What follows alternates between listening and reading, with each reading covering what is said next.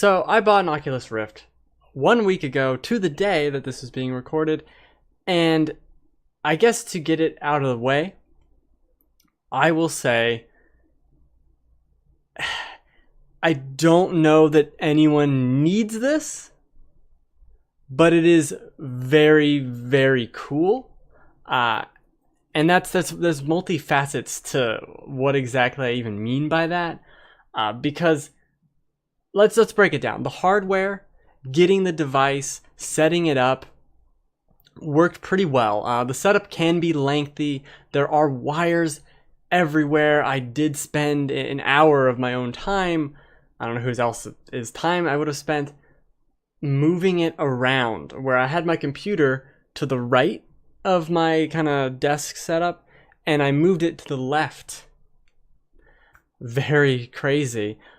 So that I could have more space, so the wires weren't tangled around everywhere. And it took about an hour to do that because there's wires for everything. I got a sound system. I got all this nonsense to unplug. So that took a little bit to do, right? And there have been other nights where I've spent hours looking into other issues with it, trying to figure out this, trying to figure out that, trying to just, oh, is this sensor where it should be? Let me move the sensors around again and let's see if we can get it even better. And part of that, at least a little bit, is the finickiness of a device like this. But the main part of it is that I did really enjoy some of these experiences I've had, and I wanted to get them the best that they could be. I'm going to be talking about Robo Recall later, but I freaking love that game, and playing it with the wires, like the sensors are the furthest they can be. I have to kind of move at a weird point. The wire for the headset's like draped over my shoulder and then going out in front of me. Like it's ridiculous. So that's why I moved my whole setup around. Hi, Joel. Yes, you finally caught an episode. It only took 7 to 8 weeks. Years, I mean. But I mean, that's the VR's cool. Is basically catch up. So this experience with this game was so fun, and I wanted it to be so much better. Like, you could feel that it would be better if I moved my entire setup around. I did. Now I have the wire where it goes down my back and between my legs, so I never have to like worry about whacking it with my hands. I got the full space. Like, I have full range of motion with my skinny little arms, and I can do whatever the hell I want, and it's awesome. But it is a time investment, and this is even for the Vive or the PlayStation VR. You're gonna want to have a perfect setup for it, because you can play a game like this, Eve Valkyrie, which is being shown, and I moved down at this point to like get in my character's crotch because it's weird. You can do stuff like that. The whole crotch thing completely derailed where I'm going with it. Oh, a game like this, you just need the headset, but to do the full arm motion tracking, you're going to need more. You're going to need the touch controllers, and it's going to sound stupid, and it looks stupid too. When you play it, you know, having two motion controllers in your hands is a very Wii-like gimmick, and it isn't something that on paper just says like, oh, look what you did. Ho ho ho ho! It's not that cool, right? But it is. It really is. Being in Robo Recall, which is the game I'm gonna show in a little bit, but being in that game, having the guns at your side, and you put your arms at your waist to take out pistols, and you're shooting, and you're looking to your side, you're looking over here, like people are jumping at you. When you get close to a robot, you can grab him. You could grab the guy by the back. You're grabbing him with your hand in a 3D space. You're grabbing him, pulling off his leg. You could throw the leg at another guy over there. Then you throw his body at a third guy. Then you take out shotguns off your back and start shooting. It's like some crazy John Wick shit, and it's awesome. It is so cool to play that game, and that's an experience. Like, that's one of my favorite games of the year, which is why I'm giving it its own segment later. That was awesome. That's what VR should be. So much fun. Something that can only be done in a scenario like that, in where you have double tracking, where you have this 360 around view. But let's kind of break down a few other things, because it is really cool, but not all experiences are created equal in many different respects. Like, some of these games are not that great, and some of them are free, right? And a lot of them are not free. You get a bunch of free games with it. I got Eve Valkyrie, which is what's up here, for free. And I'm glad I did, because this game makes me sick. There are only 3 games I've played. Well, I guess 4, but I think that was just so let's say 3. There have only been 3 games I played that made me motion sick or whatever, and Eve Valkyrie is one of them. I can only play Eve Valkyrie for like 15 minutes before it's just, I gotta stop. Like, there's something about it. It looks really cool. Like, this dogfight shit looks really cool, but man, is it weird when you're doing it. It's something about where I'm seated in this cockpit. It's like I'm way far back. I got these weird hands in front of me. I'm using an Xbox controller. I'm sitting down, but it doesn't quite feel right. So much of the view is of nothing. The 3D, I don't think adds enough to me. Maybe then that's another fault of the device. Is it on correctly? I think so. It looks mostly good. Games in the device don't look that great, so it is kind of a weird thing in that respect too.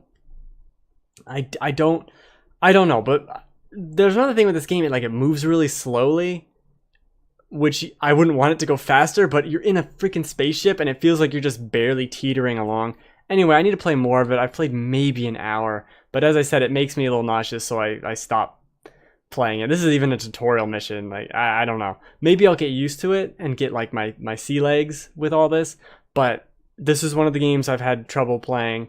There was another one of that. Oddly enough, Lucky's Tale made me a little queasy and I had to stop playing it. I don't know what it was about it, but it definitely was not right when I did it. It was really like, ugh, I gotta stop. And I love platformers like that, so I want to get back to that and play it.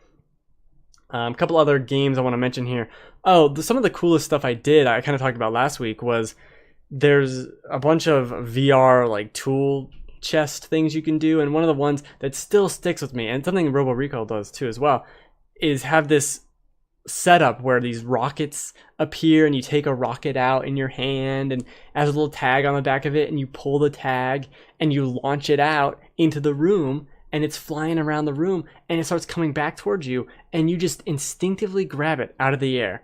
And it's weird kinetic stuff like that. I made fun of VR a lot for being like, whoa, you're looking around with your head, and you kind of are, but you really aren't. You really are just looking straight ahead or kind of off to the side a little bit.